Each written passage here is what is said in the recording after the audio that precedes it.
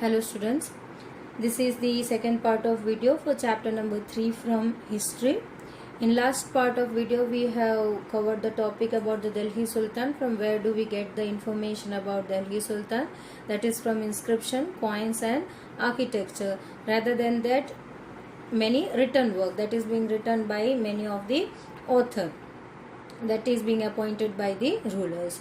So they used to write down mainly about the city life because they used to live there itself. Even why they were writing down the histories? For getting rich reward from the sultan. Even they were considered as nobles. The authors were considered as nobles also, as they were the advisor, and rulers were advised the need to preserve an ideal social order based on the birthright and gender distinction. So these were the two topics that we are going to discuss in this video, and the other topics also. So first, birthright. What do you mean by birthright? So privileges claimed to on account of birth. So here, for example, people believe that nobles inherited their rights to govern because they were born in certain families. So this order has to be maintained, that is being suggested by the nobles to the rulers. So birthright you have already covered. So in this video we are going to cover the topic, that is gender distinction about Razia Sultan, and before that we will move to this topic that is called as the circle of justice, and this is a very important topic. So what does it say? So it is written by, who has written this? Fakhr-i Mudabbir has wrote in the 13th century. So he has written this stuff in 13th century. Here you can see the orders. A king cannot survive without soldier. Soldier is very necessary to make the king more and more powerful. So without the support of soldier, king is nothing. A soldiers cannot live without salaries. So if the soldier has to support the king, then king has to pay the salary to the soldiers. That is needed because they are working for the king. So salary is must. Salaries come from the revenue collected from the peasants. So to pay the salary to the soldiers, where do the king get the money? King is not going to pay it from their own pockets. So from where do they get money? So the revenue collected from the peasants. So from here, from the peasants, they are collecting revenue. This revenue money is being used to salarize the soldiers. But peasants can pay revenue only when they are prosperous and happy. So here peasant means farmers. So they used to cultivate their land. So then only they are able to pay away the revenue. So here it is said peasant can pay the revenue only when the peasant is prosperous and happy. If they are not prosperous and happy, then what will happen? They were not able to pay the revenue. For example, their crops fails because of natural disasters or many reasons. So they are not able to pay the taxes. So the circle or the functioning of this whole thing would be stopping at particular time. This happens when the king promotes justice and honest governance. So how the peasant get benefit?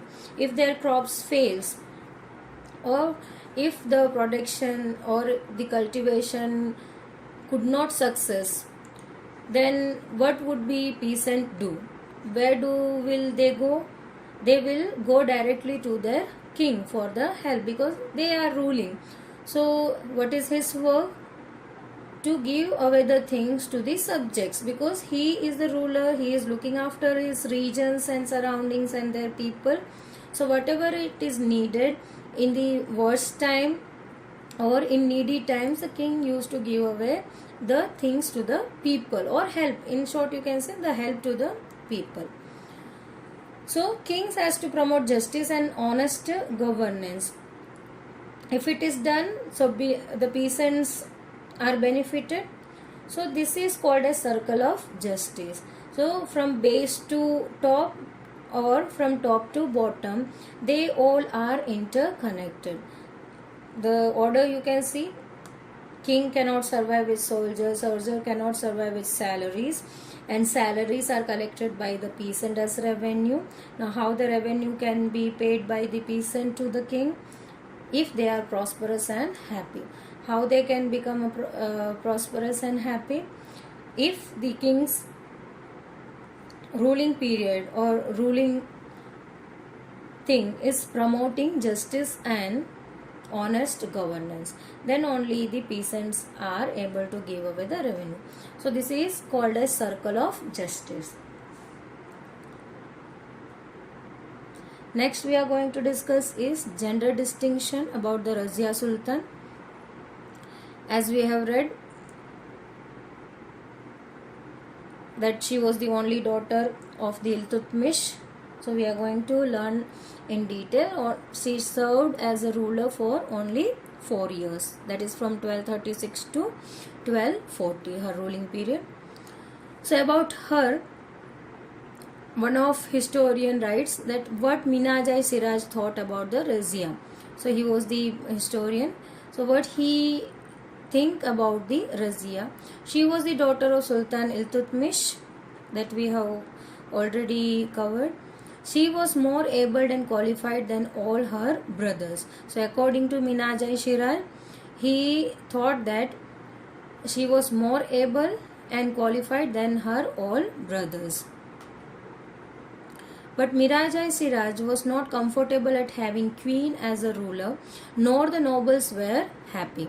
She was removed from the throne in 1240. As I said, her ruling period is from 1236 to 1240, and Mirajai Siraj as well as the nobles were not happy to have woman as a queen. Mirajai Siraj thought that the queen's rule went against the ideal social order created by God, in which women were supposed to be subordinate to men. So when there is certain rules and regulation for environment or for the people, that is being said by many of the people. So when God has created the ideal social order, according to that, he says the women are only the subordinate to men. It means supporting the men in their work. So how can the woman become a ruler? So she is breaking the social order over here. So she is not accepted as a queen in the regions of nobles and by the Minajai Siraj. So he therefore asked, in the register of God's creation, since her account did not fall under the column of men, how did she gain from all her excellent qualities? As we discussed the third point, that she was well qualified than all her brothers, but as per the ideal social order created by God, she does not fall into the column of the men, because men used to work hard. They are having certain kinds of different work, mainly out of the house, and the women used to do certain kinds of work that is inside the house. So this gender distinction was created by whom? The nobles itself. It is not being created by God or anyone, but it is being created by the nobles. And with that support of God's creation, they justify their statement as, according to the ideal social order that is created by God, she doesn't fall under the column of men. So how can she gain these excellent qualities? Because whatever the qualities she is having, actually these qualities are belonging to men. So as a woman, she should not have this kind of excellent qualities, or she is not having. So she cannot become a next sultan or queen, or she should not be or will not be accepted as queen. The another story, the similar way as Razia was not accepted, there was the story of Rudrama Devi. One South Indian movie is also there. Her ruling period was from 1262 to 1289. This is also an interesting story. She was the ruler of Kakatiya dynasty of Warangal, the part of modern Andhra Pradesh. She changed her name on her inscription and pretended she was a man. To be accepted by the people or subjects of her kingdom, she pretended herself as a man. She dressed like that. She named herself as a man, so she could be accepted by the subjects. So in this way she lived her life. Another queen that was known as Dida, her ruling period was from 980 to 1003. She was the queen of Kashmir. Her title was also considered as the interesting one. It comes from Didi or elder sister, an obviously affectionate term given to a loved ruler by her all subjects. So she has not changed her identity. She was generally called as Didi and she was accepted ruler, but she could not serve for a longer period of time.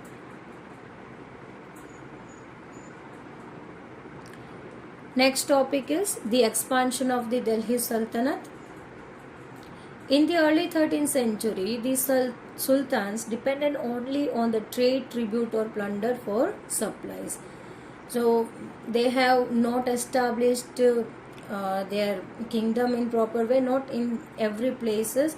So they were only dependent on what? Trade, tribute, and even when they were not getting the profit from the trade or they were not getting the tribute, they used to plunder, they used to loot whatever supply they needed. Control on distance garrison town like Sindh from Delhi was difficult because of the frequent rebellion, bad weather and foreign invasion. So as we have learned, in 12th century they established their kingdom where? In Delhi. And slowly and steadily what they were doing, they were expanding their kingdom. But how? By building away the garrison towns. So from Delhi to rule up to Sindh, that was not possible. We were not having the proper roads in the past times, or vehicles or aeroplanes that could be easily communication. The communication was not that much easy at that time. So whenever they have to send any messages, it takes several days to reach up to the other regions. Even they faced the difficulties like frequent rebellion. In between there were many rulers, so they rebel against them. The bad weather of the certain areas, and even the foreign invasion. So during this time, this only not the Delhi Sultans were settled over here. Many of the foreigner used to attack on India. This was also the problem faced by the Delhi Sultan. The state was also challenged by Mongol invasion. As I say, foreign invasion was the main problem, one of the main problem. So the Delhi Sultans were also facing the challenge by Mongol invasion from Afghanistan, and even by the governor rebelled at any sign of Sultan's weakness. So thereon governor used to take the chance when they felt that Sultan is weak, and by the power, not by the illness, by the power. If they felt the Sultan is not able to rule certain area, then the governor used to take the charge of that region and declare themselves as a ruler. The Sultanate barely survived these challenges. Its expansion occurred during the reign of Ghiyasuddin Balban, Alauddin Khalji and Muhammad Tughlaq. So most expansion was being covered or occurred in whose region? Under these three rulers who were there: Ghiyasuddin Balban, Alauddin Khalji and Muhammad Tughlaq. The first set of campaign along the internal frontier was aimed at consolidation the hinterlands. Now what do you mean by hinterlands? the lands adjacent to a city or port that supplied with goods and services. Here hinterland means the surrounding areas of the city, the adjacent areas, in other word, or the surrounding regions of the city, or the port where the goods used to being supplied or services were being provided. So this is called as hinterlands. So they started campaigning to this hinterlands. First they targeted to these regions to establish their powerful kingdom, and later on they used to make the garrison town. Now what do you mean by the garrison town? Garrison towns means a fortified settlement with the soldiers. So after consolidating certain region, that is mainly called as hinterlands, then they used to make the garrison towns. As we read the second point, that they were not able to rule the far regions, so they used to build away the garrison town, that the region what they have conquered or consolidated, that is being fortified, and that region would be looked after by the soldiers. Forests were cleared after establishing their power or after consolidating the regions. That regions forests were being cleared off mainly in the Ganga Yamuna Doab. So what do you mean by Doab? The land between the two rivers. So the land between the two rivers, which rivers were there? Ganga and Yamuna. So the forests were being cleared off in these regions. Hunters and pastoralists, those who used to live in this forest, were driven away from their habitat. Acquired lands were given to the peasant for cultivation. So whatever the clear region, after clearing away the forest, the clear land is given to the peasant for the cultivation. In the second stage, along the external frontier, so there the two-way expansion they have did. Internal frontier, it means consolidating the hinterlands and making the garrison towns. And secondly, in second stage, what was the idea? That is external frontier, to expand their kingdom. Military expedition, that is the armies, marched southward and captured vast territories. Already we have discussed that they used to establish their power, or they established their power in the northern side. They reached up to Sindh in the western side, they reached up to the Bengal in the eastern side. So north and east and as well as western was covered. Now they were expanding their kingdom to the southern region. So what was the way? That is external frontier, it is known as. And in this system, what they used to do? Military expedition. The soldiers group with the headman or the soldier's head was being sent to the region, which region they have to consolidate. So mainly they have sent the military expedition to the southern region to capture the vast territories of the south. Military expedition began during the reign of Alauddin Khalji and Muhammad Tughlaq. So this military expedition was sent in the reign of, when the ruling period of Alauddin Khalji and Muhammad Tughlaq was in power. In their campaign, Sultanate armies captured elephant, horses and slaves and carried away precious metals also. By the end of Muhammad Tughlaq reign, 150 years that is considered as after the humble beginning, the armies of the Delhi Sultanate had marched across a large part of the subcontinent.